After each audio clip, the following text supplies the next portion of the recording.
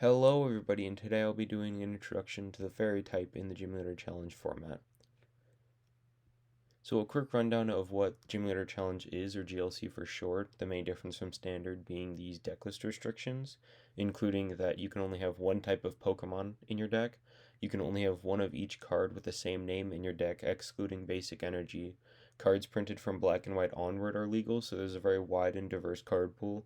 And finally, there are no rule box cards or A-Spec cards allowed, and rule box cards including Radiant Pokemon, Prism Star Pokemon, and then multi-prize Pokemon like Pokemon EX, V-Star, or VMAX. And then I'll leave the ban list in the description below. So the main problem with Fairy and why I didn't cover it earlier is because it's not supported. It doesn't have nearly as much support or just cards in general as the other types because they stopped printing it probably 5 or 6 years ago. But it does have some pretty decent support cards. It's just difficult for them to keep up with the other types because everything else is getting new cards every like couple of months, and Fairy is just not. Whimsicott with the Prowl, where when you evolve it, you can search your deck for any card and put it into your hand. Pretty good consistency. You can reset it with stuff like Devolution Spray and Scoop Up Net to get more uses out of it. And it does offer something that not a lot of types have, where you can just pluck any card out of the deck that you want. Tasting Slurpuff is also very good, where once during your turn you can draw a card, and then if the Slurpuff is in the active, you can draw one more card. So that's grow your hand, and it's very good because one of the main ways that Fairy plays is Control, and Control likes to have larger hands that it can just do more things with. So tasting, building onto your hand is very good. Illuminate Shiinotic, where once during your turn you can search your deck for a Fairy Pokemon. Uh, Again, consistency just a little bit. Fairy does have Bench Barrier, Mr. Mime with Bench Barrier, prevent all damage on your bench Pokemon by attacks. And then Cleffa with the Excitable Draw, where once during your turn you can flip a coin. If heads, you shuffle your hand into your deck and draw 6 cards. If you use the ability, your turn ends. And like I mentioned before, Fairy is big on control, so you can reset your hand with Cleffa, and in control you don't typically attack. So you always have an out to resetting your hand that doesn't really cost you anything.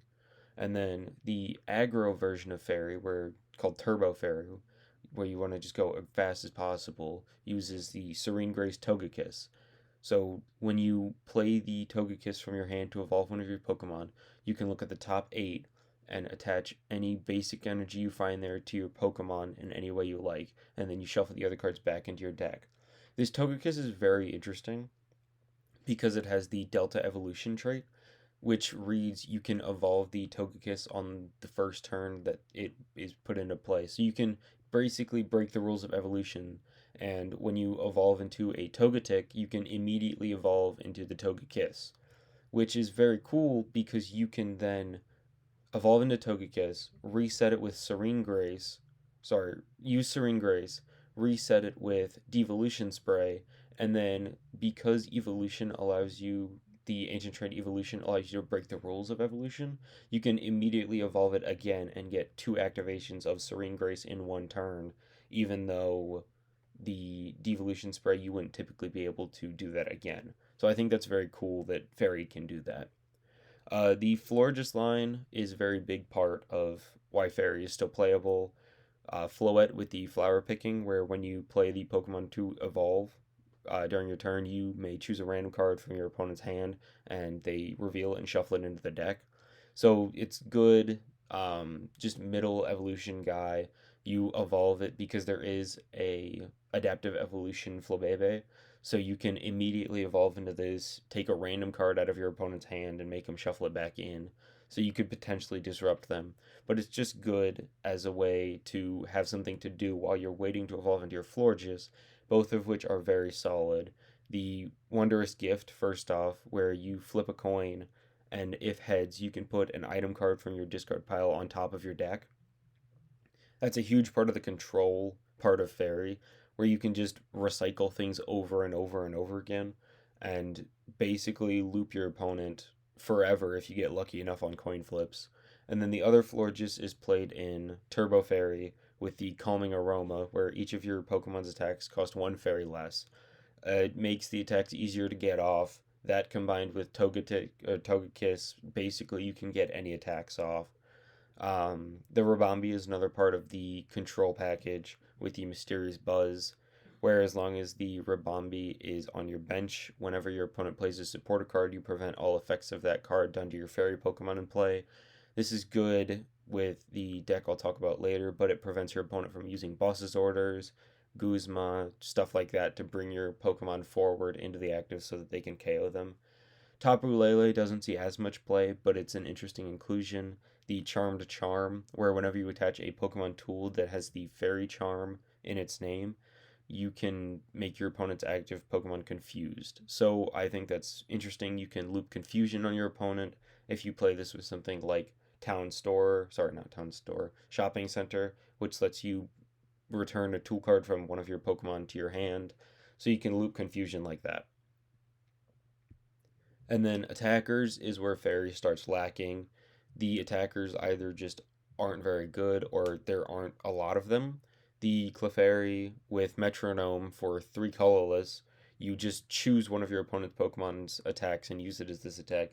That can be very strong, but it also is on a 40 HP basic that just loses to all spread ever thought of with just 40 HP. And then for 3 energy, obviously you have Togekiss to pay for that very quickly.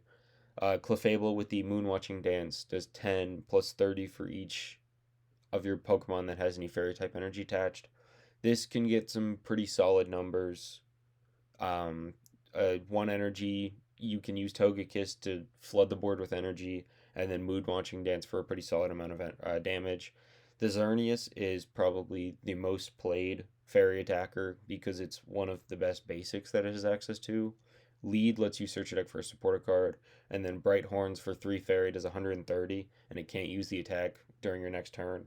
And that just goes to show how bad most of the fairy attackers are if this is one of the best ones.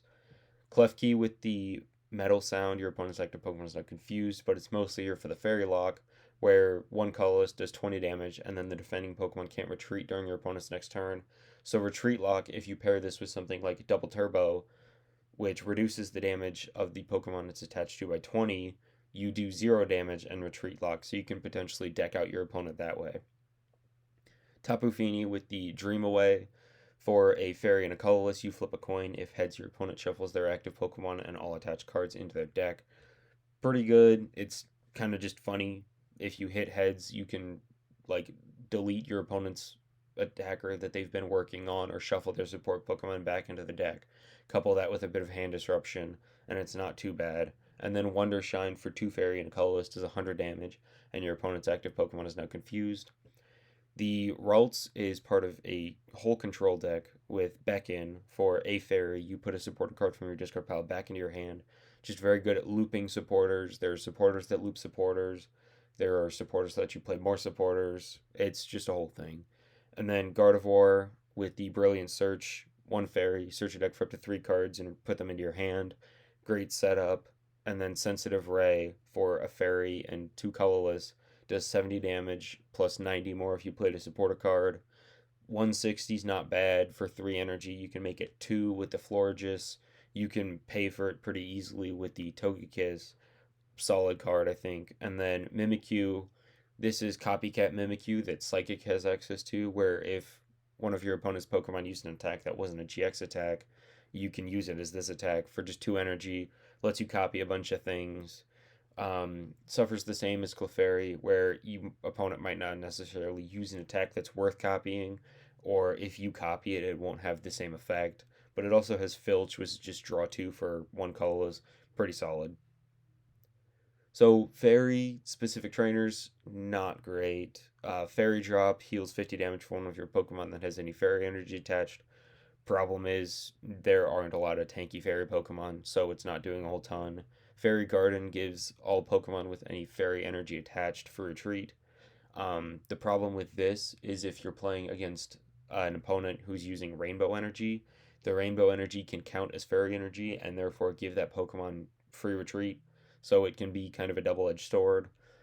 Fairy Charms, like I mentioned, they don't do anything in GLC because what they do is they protect the fairy Pokemon that the card is attached to from damage from a certain type of GX and EX Pokemon, neither of which are allowed in GLC.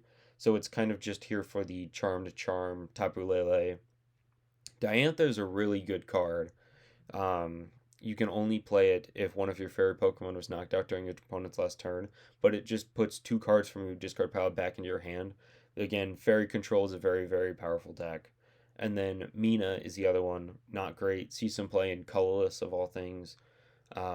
Search your deck for a fairy energy and attach to one of your Pokemon, then shuffle your deck. Kind of just okay. So Turbo Fairy is the first one. Uses the Togekiss and the Florges to reduce attack costs and get energy in play.